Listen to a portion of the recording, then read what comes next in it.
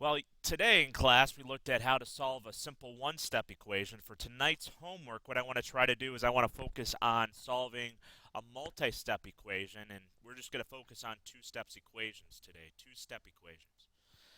What I want to be able to do, what I want you to be able to do by the end of this talk is to be able to solve a two-step equation, and I also want you to be able to solve an equation that contains two terms in the numerator. So, what is my goal when I solve an equation? Well, my goal is to get the variables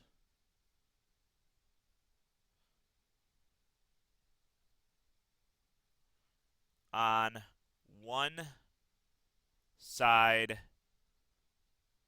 of the equation.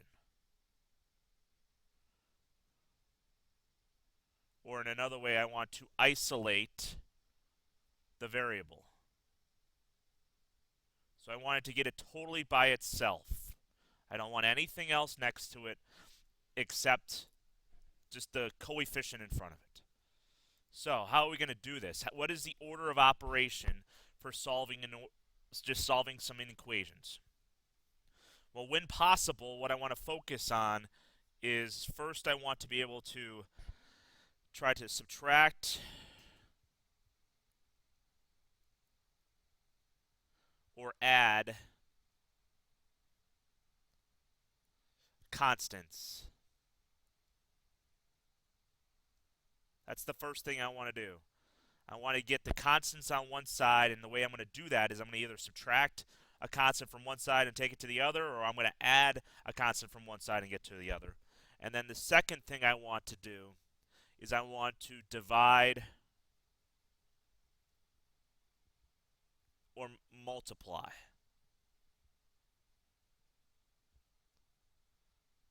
And I want to divide or multiply the coefficients to get the variable all by itself. So, let's look at that first problem right here. I have 3x plus 1 equals 16.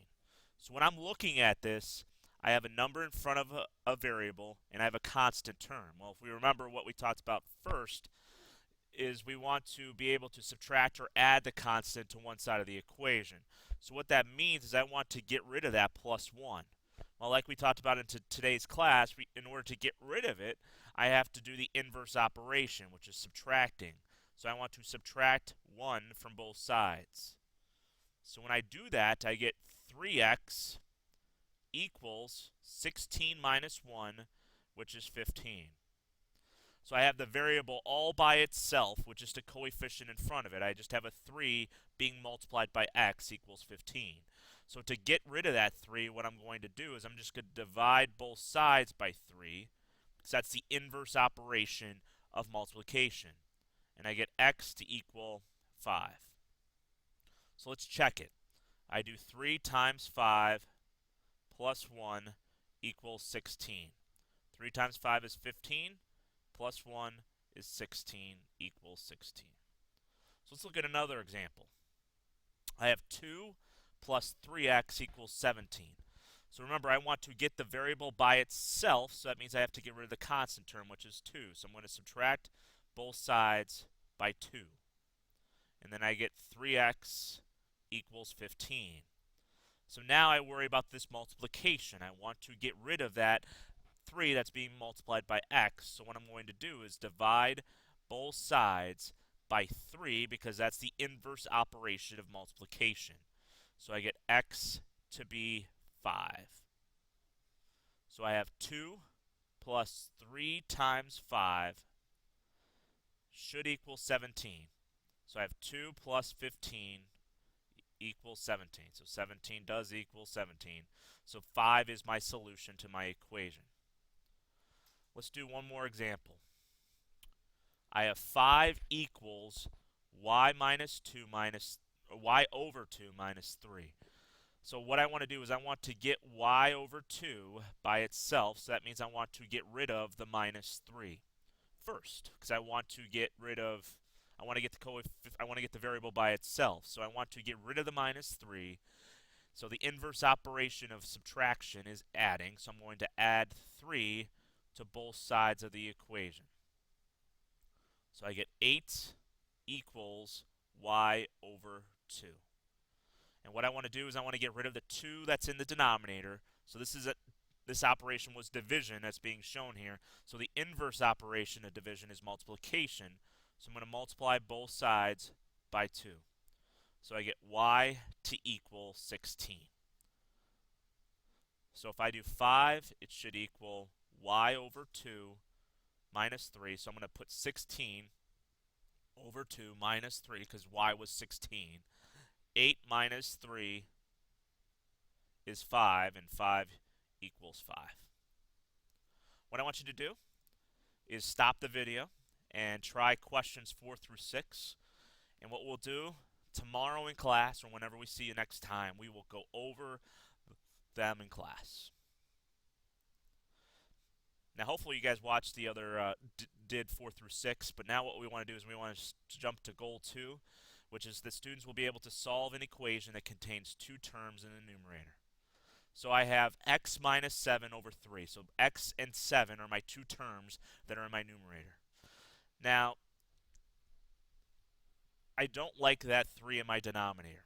So what I want to do is I want to get rid of that 3 out of my denominator so I can just look at the x minus 7. So how do I get rid of something that's in the denominator? I multiply both sides by that term that's in the denominator. 3 is in that denominator, so I will multiply both sides by 3. So I get x minus 7 equals negative 36. So I have x minus 7 equals negative 36. That 3 is gone because I multiplied both sides by that number that was in the denominator. And then I have a minus, so how do I get rid of a minus 7? I add 7 to both sides. So I have x equals whatever negative 36 plus 7 is, which is negative 29.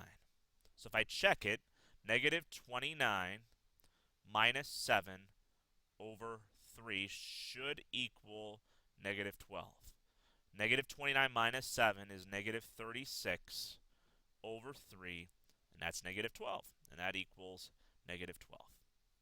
Let's look at another example in which we have a term in the denominator. I want to get rid of that 4 that's in the denominator before I even do anything else with this.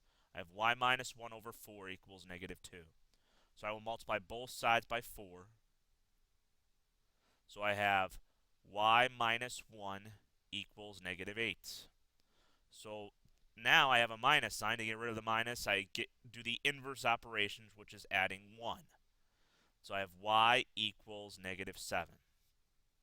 So check step. Negative 7 minus 1 over 4 should equal negative 2. Negative 8 over 4 equals negative 2. Negative 2 equals negative 2. So it checks out. What I want you to do, just to finish up what we just did here, I want you guys to try questions 9 and 10 that go over this idea of solving an equation with 2 terms in the numerator, and we will go over them in class. And hopefully you guys have a good night, and I will see you next time.